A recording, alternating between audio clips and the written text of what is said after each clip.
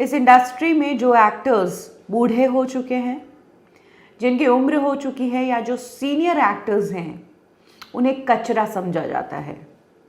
क्योंकि बूढ़े एक्टर के लिए जितने भी रोल्स लिखे जाते हैं वो सबसे पहले अमिताभ बच्चन को ही ऑफर होते हैं।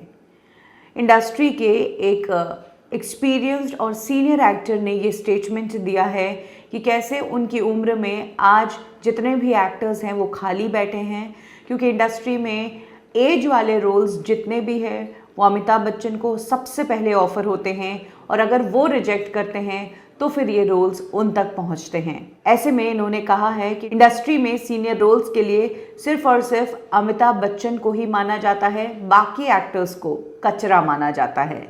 शरद सक्सेना ने ये बात कही है। आपको बता दें कि शरद सक्सेना ने लंबे समय तक हिंदी फिल्म इंडस्ट्री में इनिशियली नेगेटिव रोल्स किए, विलन के हेंचमैन के किरदार किए, और उसके बाद उन्होंने कैरेक्टर रोल्स करना शुरू कर दिया। उन्होंने बताया कि कैसे उन्होंने अपने करियर के इनिशियल 30 साल सिर्फ यस सर, नो सर ये कहकर बिता दिए, क्योंकि वो हेंचमैन का किरदार करते थे। उन्होंने ये भी कहा कि इस इंडस्ट्री में बूढ़ा होना पाप है, क्योंकि जैसे ही आप बूढ़े होते हो आप इस इंडस्ट्री के काम के नहीं रहते हो। एक्टर्स के ऊपर प्रेशर होता है यंग दिखने का। और अब शरद सक्सेना ने ये स्टेटमेंट दिया है कि किस तरह से उनके जैसे सीनियर एक्टर्स जो काम करना चाहते हैं, जो अवेलेबल है, उन्हें काम ही नहीं मिल रहा। शरद सक्सेना कहते हैं कि ये इंडस्ट्री यंग लोगों की है, और जहाँ तक बात है बूढ़े किरदार की, तो जितने भी बूढ़े किरदार हैं वो सबसे पहले अमिताभ को ही ऑफर होते हैं। उनके जैसे अन्य कलाकारों को स्क्रैप समझा जाता है यहाँ पर। शरद सक्सेना आगे कहते हैं कि दुर्भाग्य से हम मर नहीं रहे हैं, हम अभी भी जीवित हैं और हम काम करना चाहते हैं।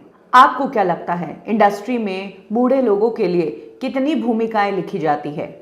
आपको बता दूं कि इंडस्ट्री में जितनी भी भूमिकाएं बूढ़े लोगों के लिए लिखी जाती है वो सबसे पहले अमिताभ को ऑफर होती है, और बाकी का जो स्क्रैप बचता है वो हम जैसे लोगों को ऑफर होता है, जिसमें से कुछ भूमिकाएं तो लोग मना कर देते हैं और मेरे जैसे लोग इस तरह के रोल्स करते हैं, लेकिन इन रोल्स को गिना ही नहीं जाता है। ये परफॉर्मेंसेस तो ज़ीरो होती हैं। शरद सक्सेना ने अपने पिछले इंटरव्यू में बताया था कि कैसे इस उम्र में वो यंग एक्टर्स के साथ काम करने के लिए अपने आप को फिट रखते हैं, हर रोज़ एक्सरसाइज करते हैं, और वो कहते हैं कि रिटायरमेंट वाला प्लान उनके लिए है ही नहीं। वो इस तरह की ज़िंदगी जीना ही नहीं चाहते हैं, वो हमेशा हर दम काम ही करना चाहते हैं। एक इंटरव्यू में शरद सक्सेना ने बहुत इमोशनल बात कही थी। उन्होंने कहा था कि जब वो हेंचमैन का किरदार करते थे तो कई बार मार खानी पड़ती थी और चोटें आती थी, क्योंकि तब सेफ्टी और सिक्योरिटी के इतने इंतज़ाम नहीं होते थे। यही कारण था कि एक टाइम के बाद उन्होंने सिर्फ और सिर्फ कैरेक्टर रोल्स लेना शुरू कर दिया।